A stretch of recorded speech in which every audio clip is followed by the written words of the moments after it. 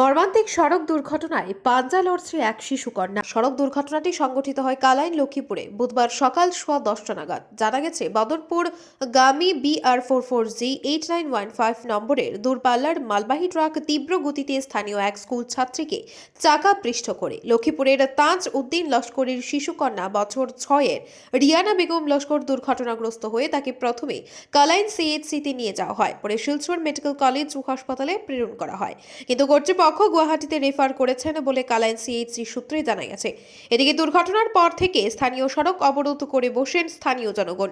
তাদের অভিযোগ, ঘন ঘন সড়ক দুর্ঘটনা রোধ করতে ব্যর্থ প্রশাসন, তীব্র গতিতে যানবাহন চলাচল বন্ধ করতে পুলিশের ভূমিকা নেই, আর কত মায়ের কুল শূন্য করবে তীব্রবেগী যানবাহনগুলি, এমন প্রশ্ন জনগণের। অন্যদিকে ঘটনার পর দলবল নিয়ে ছুটে আসেন কালাইন থানার ওসি।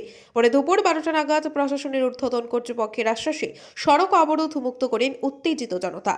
মর্মান্তিক সড়ক দুর্ঘটনায় পাঞ্জা লড়ছে এক শিশুকন্যা। সড়ক দুর্ঘটনাটি সংঘটিত হয় কালাইন লক্ষ্মীপুরে বুধবার সকাল 10:15 নাগাদ। জানা গেছে, বদরপুর গামী BR44G 8915 নম্বরের দূরপাল্লার মালবাহী ট্রাক তীব্র গতিতে স্থানীয় এক স্কুল ছাত্রীকে চাকা পৃষ্ঠ করে লক্ষ্মীপুরের তাজ উদ্দিন লস্করের শিশুকন্যা বছর 6-এর রিয়ানা বেগম লস্কর দুর্ঘটনাগ্রস্ত হয়ে তাকে প্রথমে কালাইন CHCতে নিয়ে যাওয়া হয়, পরে শিলচর মেডিকেল কলেজ ও হাসপাতালে প্রেরণ করা হয়।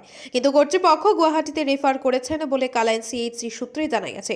এদিকে দুর্ঘটনার পর থেকে স্থানীয় সড়ক অবরোধ করে বসেন স্থানীয় জনগণ। তাদের অভিযোগ, ঘন ঘন সড়ক দুর্ঘটনা রোধ করতে ব্যর্থ প্রশাসন, তীব্র গতিতে যানবাহন চলাচল বন্ধ করতে পুলিশের ভূমিকা নেই, আর কত মায়ের কুল শূন্য করবে তীব্রবেগী যানবাহনগুলি, এমন প্রশ্ন জনগণের। অন্যদিকে ঘটনার পর দলবল নিয়ে ছুটে আসেন কালাইন থানার ওসি।